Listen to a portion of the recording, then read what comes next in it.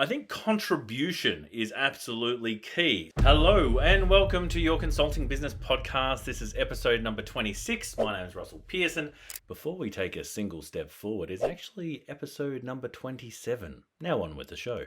And today we're going to be talking about how becoming a market leading consultant will actually help you attract more clients, aka more sales, retainers, projects, contracts into your world. Now, if you are a consultant, then you're in the right place. If you're a specialist service provider that actually wants to do more advisory, just quietly, you are in the right space as well, because today we're going to be talking about what is the difference between being a market leading consultant and a person who's not, right? The person who is not visible, the person who doesn't have authority, the person who is not attracting ideal prospects into their worlds, and ideally that's that person who's not getting enough of those sales opportunities. So becoming that market leader will enable you to get exactly that. And that's what we're going to be talking about today, which is what does it take to be a market leader? Now, first, before I even get started, what do I mean by market leader? Do I mean the number one in your industry? Not necessarily, all right? So you may be the number one in your industry by being a market leader, but it's more about leadership within your specific market. Now, if you are a consultant who deals with just about anybody, I often hear this. I work with women over the age of 40, which, just so you know, is 25% of the entire population. That's not a market. That is just a very broad demographic. So let's get clear on that to start with.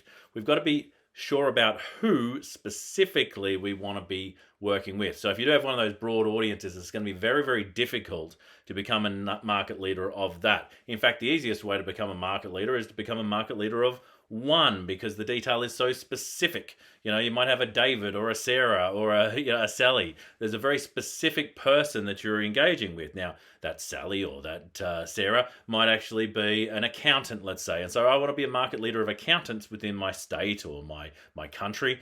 All right, absolutely, that broadens out the market a fair bit more, but it gets into the several tens of thousands of people. Okay, so the broader you go, where we get into gender or we get into age or we get into demographic type situations, we find ourselves with a much bigger chunk of the pie to try and dominate. And really, the key to becoming a market leader is not to be dominating, but certainly for the entire market to be aware of who you are and the role that you play. So what is a market leader? A market leader is someone who leads their specific market. And therefore, what is leadership? Well, I would suggest that there are three things in particular that really come into this.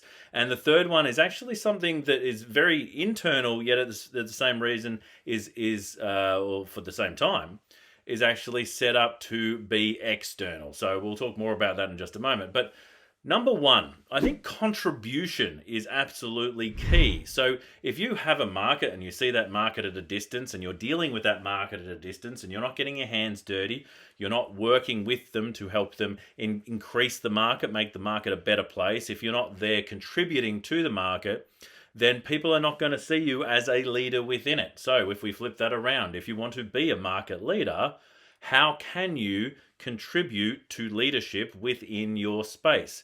Can you become part of a committee? Maybe you can work up to become part of a board and association. Maybe you can become president of an association. I can tell you that I've been, I think, president of 6 different groups at different times, and it has been some of the best engaging way to be seen as leaders within that industry because of the contribution you're making, the ability for you to create change, all right? So that's a large part of it.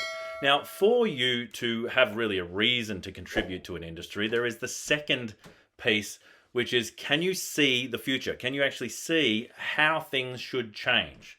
I like to look at it in this model. What's currently happening within your market? What's wrong with that picture? How should it change, and how will it look once it has changed? I think that's really key, so that you know, why are you contributing? Because otherwise you might be contributing and just pushing some papers around and not actually leading anyone anywhere, because a leader knows where we're going, and if the others believe in that, then they will follow. So a leader has people who will follow them, but the leader needs to know the way, right?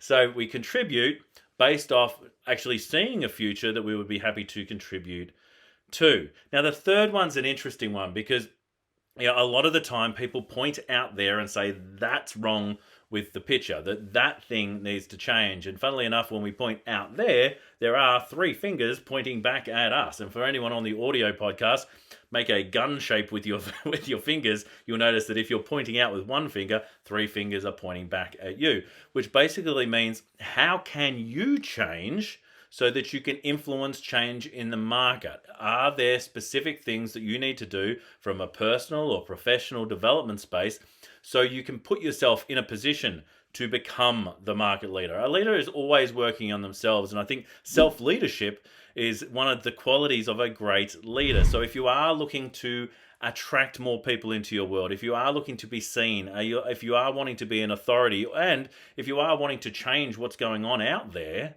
then how can you first change yourself to enable that to be done? Now, if you do those things, if you contribute to a future that you want to see, if you are working on yourself first to then create change externally, then you will become a market leader, especially the longer that you stay in a space.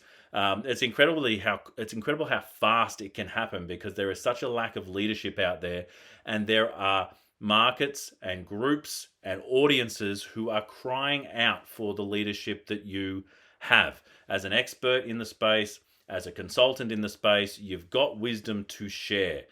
Are you willing to lead that industry? Are you willing to lead that industry into a bright new future, into a better space, so that not only do you actually help feather the nest for your own space, you're going to be helping yourself by actually doing that, but you also raise all boats. The idea of being a market leader is how do we help the leadership within a space rather than detract from it. So if you find yourself judging what's going on in the industry without first looking at how you can actually enable change, then you may be seeing it through the eyes of the detractor.